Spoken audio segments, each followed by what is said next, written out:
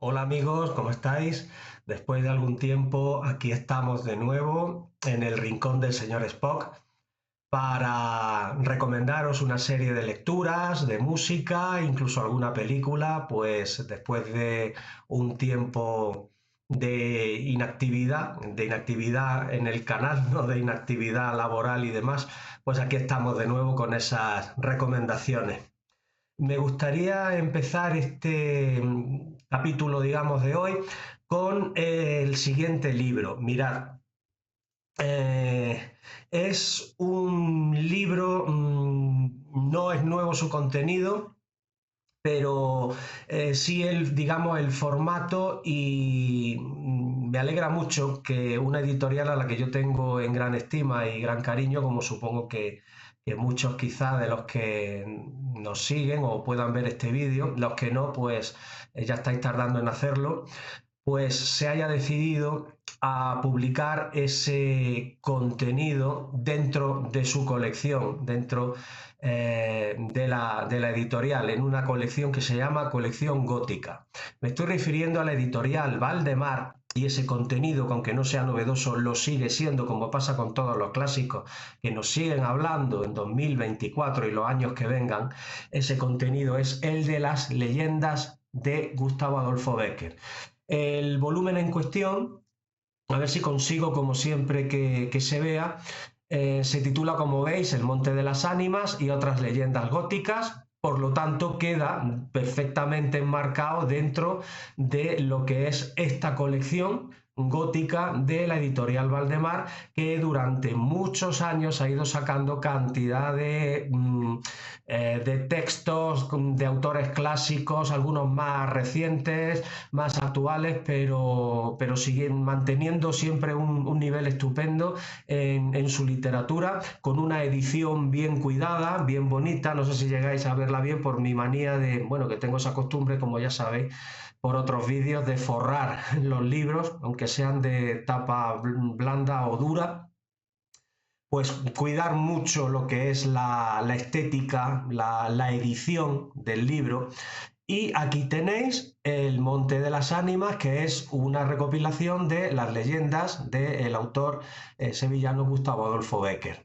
Un clásico no solo de los institutos, sino de la literatura que debéis refrescar.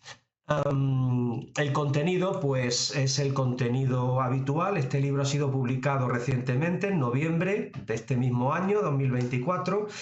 Pues tenemos las leyendas más características del autor: La Cruz del Diablo, El Monte de las Ánimas, Los Ojos Verdes, Maese Pérez el organista, que es otra maravilla, El Rayo de Luna, El Miserere, pero bueno, también hay otros que a lo mejor nos suenan menos, pero que son estupendos. Aquí se incluyen pues desde Las Hojas Secas, La Mujer de Piedra, Las Brujas de Trasmoz, La Corza Blanca, La Promesa, La Cueva de la Mora, eh, el Cristo de la Calavera, en fin, un contenido fantástico para disfrutar de esta colección, para disfrutar de Gustavo Adolfo Bécquer. Y como os decía, me alegro mucho que se haya incluido este título dentro de la colección de esta editorial, porque realmente mucha literatura anglosajona, estupenda, por supuesto, alguna francesa, pero faltaba evidentemente un autor como Bécquer, que es recordado no solo por sus rimas, sino por sus leyendas. Es una colección esta, y la propia editorial, que tiene también otra colección dedicada al western, a la novela del oeste, que os animo a que exploréis, porque como os decía, no es solo una literatura de instituto, en fin, y estimulante siempre, sino que es un buen libro precisamente para redescubrirlo. Si os apetece indagar un poquito más en el contenido, yo tengo un artículo en, en el blog Baúl del Castillo sobre estas leyendas, no de esta edición, sino de la hay muchas, pero en ese caso era de la de Cátedra Letras Hispánicas, pues ahí tenéis un poquito más de contenido si queréis indagar acerca de estas estupendas leyendas, estos relatos puramente románticos. Ya hablamos de romanticismo en algún vídeo anterior. Y bueno, pues eso, que os animo a que lo descubráis si no lo conocéis o a que lo redescubráis. Tiene unas bonitas ilustraciones que se incluyen y bueno, pues como siempre la edición pues de primera categoría. Aquí veis, por ejemplo, una de esas ilustraciones, a ver, sí, que hacen pues que también esta edición merezca mucho la pena.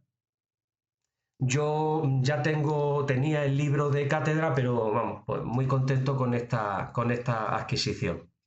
Hay un segundo libro, hay un segundo libro que os recomiendo y como portavoz del señor Spock, a él le ha gustado mucho El nacimiento del ruido. Es un libro sobre música e historia, o mejor dicho, historia de la música, donde se hace un recorrido desde los años 30, 40, pues hasta el fallecimiento de estas dos personas que fueron los inventores de la guitarra eléctrica, que son, como veis, Leo Fender y Les Paul. Cada uno de ellos tiene su nombre, bueno, su apellido, en algunas de estas guitarras tan emblemáticas y fundamentales en la historia de la música y el desarrollo del rock en concreto, ¿no? Pues este libro trata sobre estos dos personajes, es un libro estupendo, muy ameno, capítulos cortos, pero que se van encadenando, va haciendo una especie de alternancia entre los dos personajes y bueno, me ha gustado mucho. Se habla de rivalidad hasta cierta manera, pero no es no es una rivalidad sangrante o obtusa, digamos, sino que, bueno, pues sí, eran competidores. En ese sentido, pues es muy interesante seguir la deriva de cada uno de ellos, las personalidades de cada uno de ellos, cómo se desenvolvieron en su vida, a qué se dedicaron. Leo Fender estuvo más encerrado, digamos, en su fábrica, con sus nuevos inventos y mejoras de la guitarra eléctrica o del bajo eléctrico, amplificadores y demás. El Les Paul, un poco una figura un poco más abierta, pero que también tiene sus sombras, digamos, un matrimonio frustrado, éxito cuando cantaba con la que luego fue su exmujer. Muy interesante la historia de estos dos personajes y un libro que nos lleva hasta Jimi Hendrix y los años 60 y 1970. A partir de ahí hay un capítulo final un poco más extenso, a modo de epílogo, que se centra en los últimos años, bueno, desde los 70 a los 90, 2000 o 2010 y algo, que fallece el último de ellos, pues que fue de su vida, de la vida de estos dos personajes que tan fundamentales han sido para el desarrollo de la música, para incorporar ese sonido nuevo, ese sonido que hasta entonces no existía, que es el de la guitarra eléctrica, aunque se da la curiosa circunstancia de que a ninguno de ellos le entusiasmaba un sonido, digamos, agrio, fuerte, rasgado de la guitarra eléctrica. Querían, bueno, pues algo menos hard rock, menos tal, pero bueno, al final, pues, bueno, hay que admitir la contribución de estos dos personajes y el libro está cuajado de anécdotas, resulta por ello muy entretenido, está muy bien escrito por este señor Ian S. Port, no recuerdo si es inglés o es norteamericano, pero bueno, en cualquier caso parece que inglés. Eh, o norteamericano, ¿no? San Francisco Weekly, donde él ha escrito, Nueva York, vale, pues no lo dice aquí, pero en cualquier caso es estupendo, os lo recomiendo, al señor Spock le ha encantado y es, como digo, historia de la música que hace un recorrido no solo ya por la vida de estos personajes, sino por lo que es la evolución, los personajes que se van incorporando, ¿de acuerdo? Las personas que incorporan estos nuevos instrumentos tan novedosos desde los años 40 y sobre todo 50, década mágica también, aunque no nos acordemos mucho de ella, y todo lo que surgió a partir de ahí. Bueno, pues esta sería la segunda recomendación. Pasamos al apartado musical, pero en CD, en formato CD. Vosotros sabéis que recientemente, pues, el gran compositor y arreglista Quincy Jones, pues, nos ha dejado. Pero bueno, nos ha dejado una cantidad enorme de música, nos ha dejado su obra y no se puede decir que nos haya dejado del todo, pues porque es verdad que se ha ido, pero bueno, estas personas pues nos han hecho la vida más placentera con su trabajo.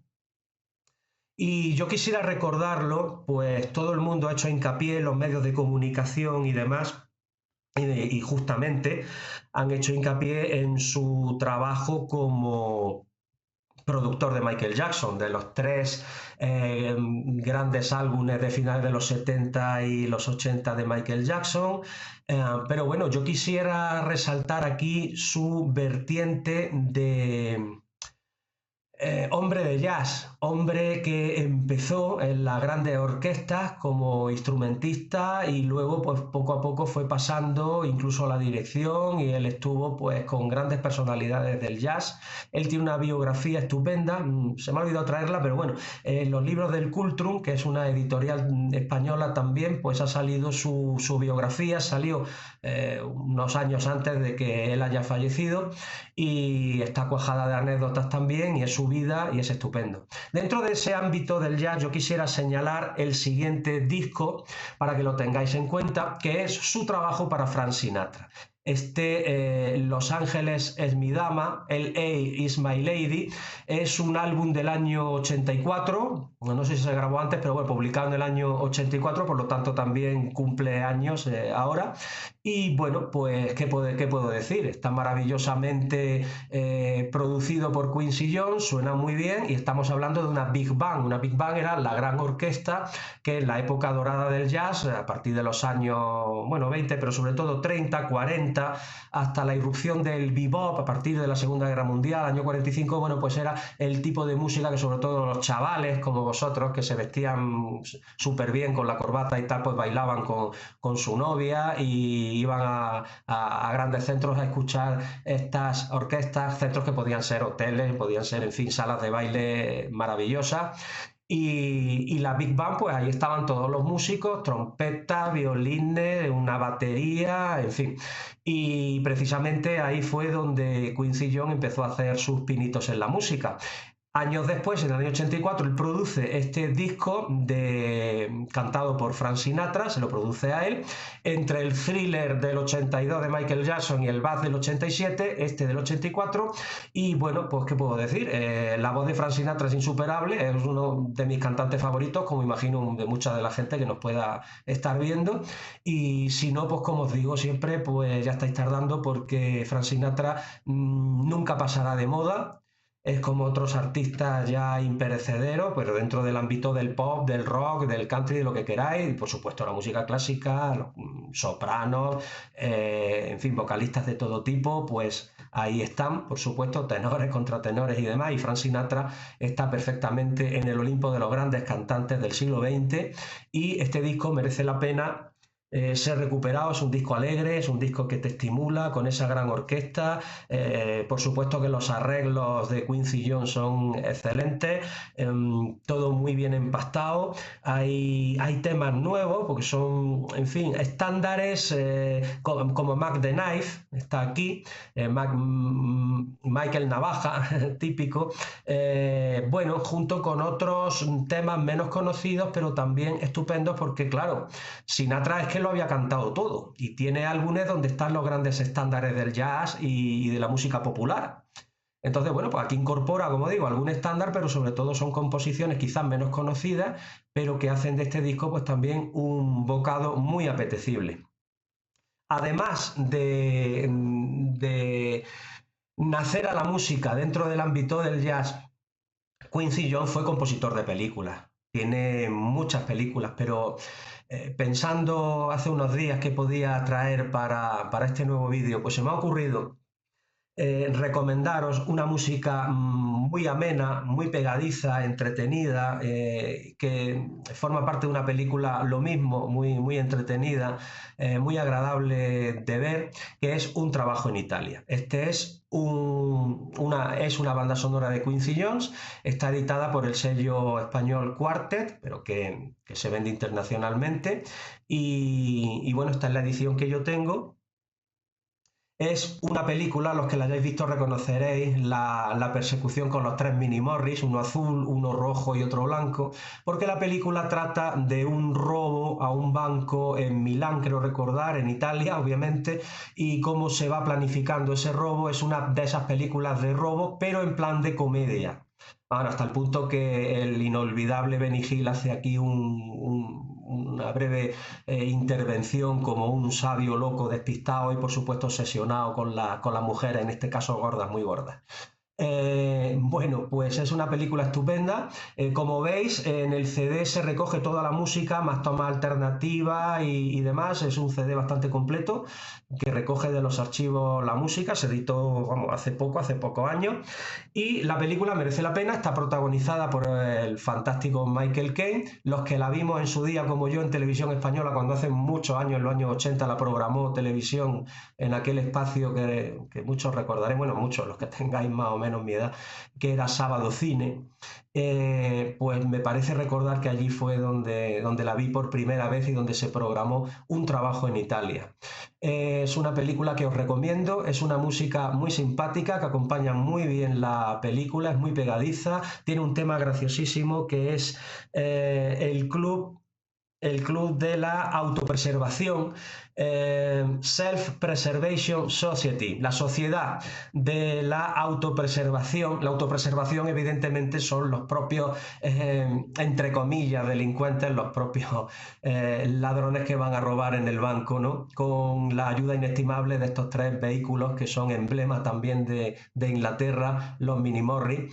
De la película se hizo una versión posterior, como no, es una cosa que yo no acabo de entender, bueno, que por qué no dejan en paz una película si ya está bien hecha, por qué tener que hacer un remake, sea Un trabajo en Italia, sea Pelham 123, sea la película que sea. Son muy raras las películas, hay muy pocas excepciones que no ya mejoren, sino aporten algo, sean distintas de la original. Bueno, pues el caso del Enigma de Otro Mundo y La Cosa, John Carpenter, es un caso positivo. En ese caso se pueden seguir viendo las dos películas, que ambas pues tienen su personalidad y son maravillosas porque había grandes directores detrás. En el caso de la primera, bueno, pues Howard Hawks, aunque la dirección al final se la pasa a Christian Nivi, que era su editor, y John Carpenter, que es un director magnífico. Pero ¿por qué? ¿Por qué hacer remakes, nuevas versiones?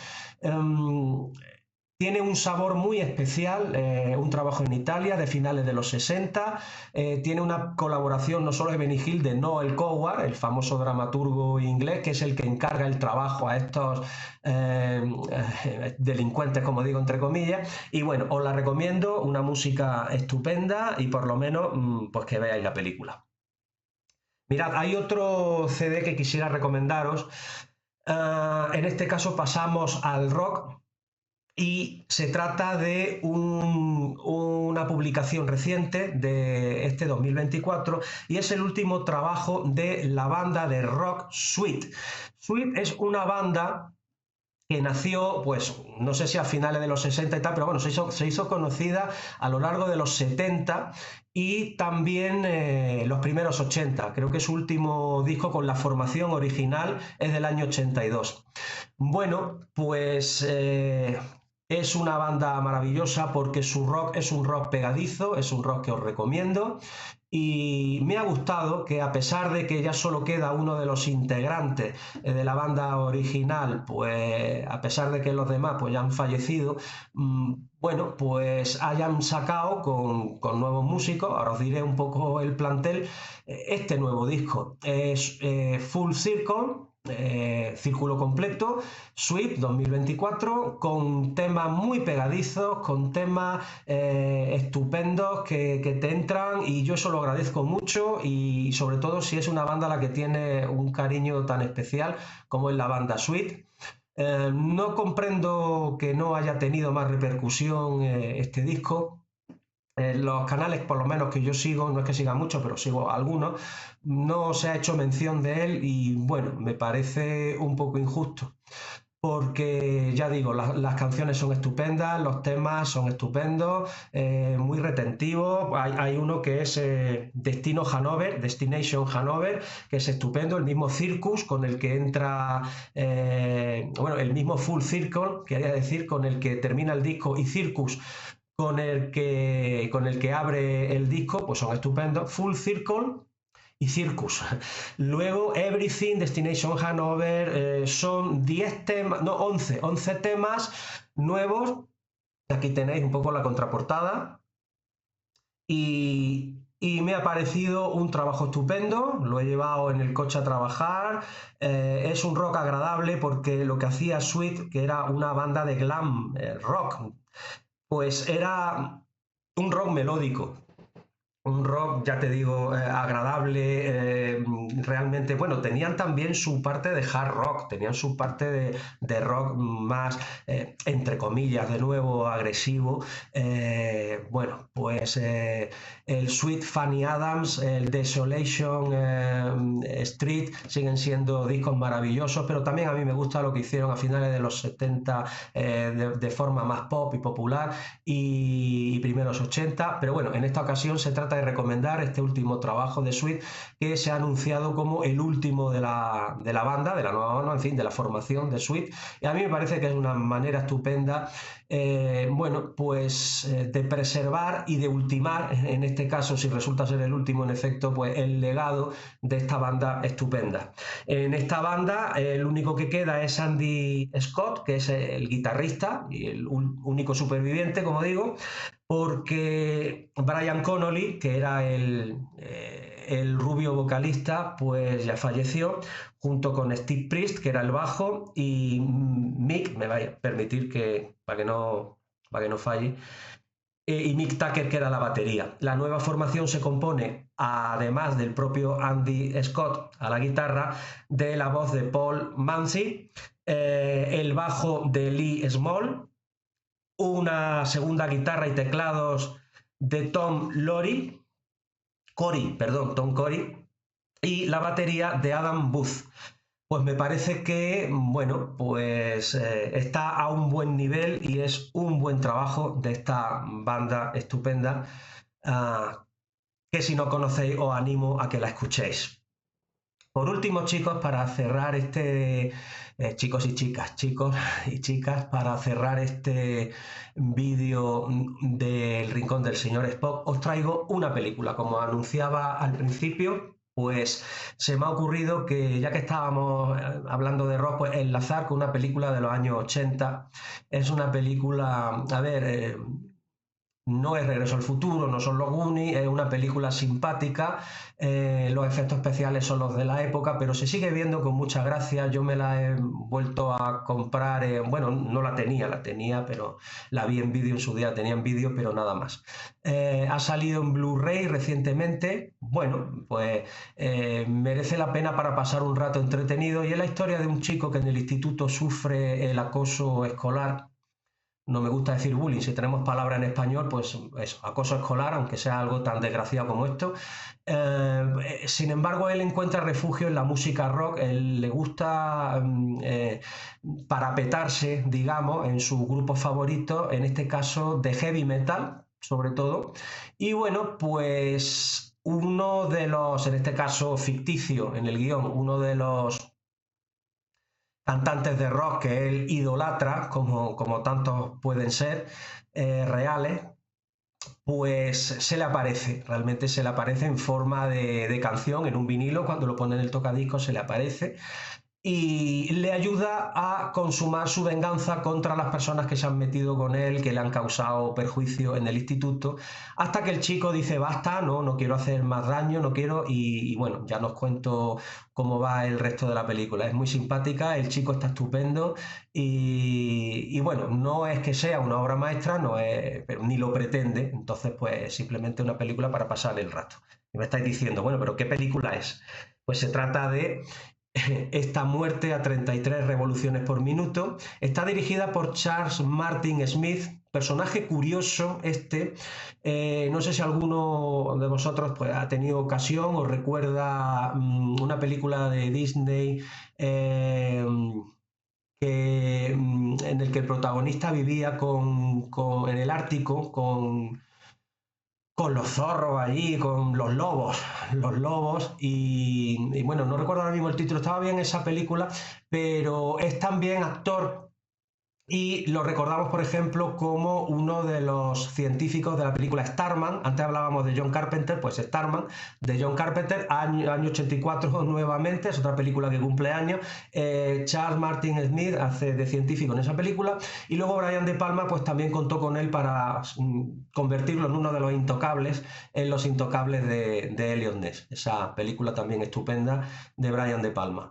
En este caso, él dirige esta Muerte a 33 revoluciones por minuto, está muy bien, para pasar un rato muy entretenido. Hay una especie de venganza final colegial también durante el típico baile de graduación, a lo Carrie, pero bueno, un poco más medido, pero también muy simpático porque no deja de ser una comedia negra.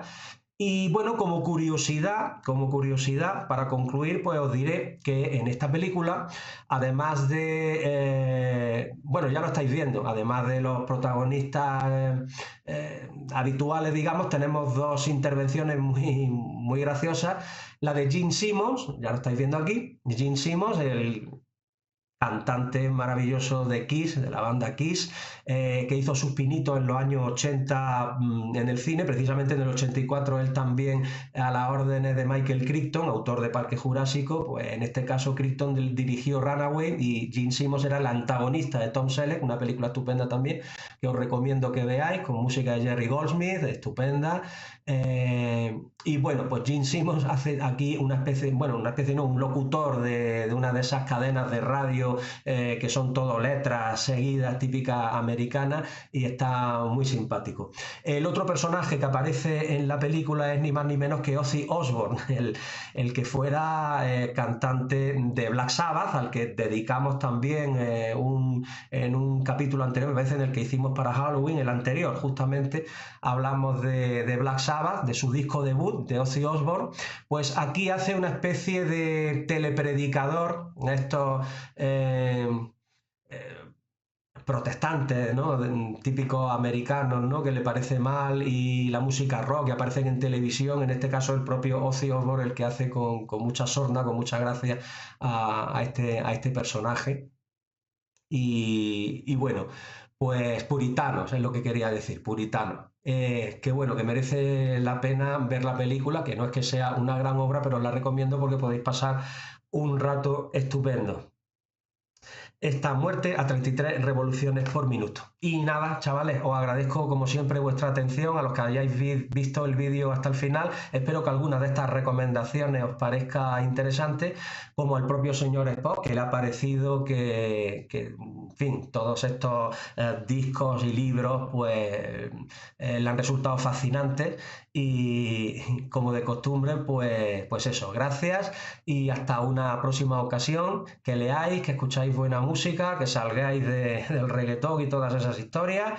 Y bueno, ya iremos trayendo más títulos para que los veáis. Si os gusta el canal, pues bueno, probar a suscribiros, y ya retomaremos nuevos vídeos para teneros informados acerca de novedades o en fin, cosas que os puedan interesar dentro de la literatura, de la música o incluso pues, del cine. Sin más, un abrazo a todos y hasta la próxima ocasión.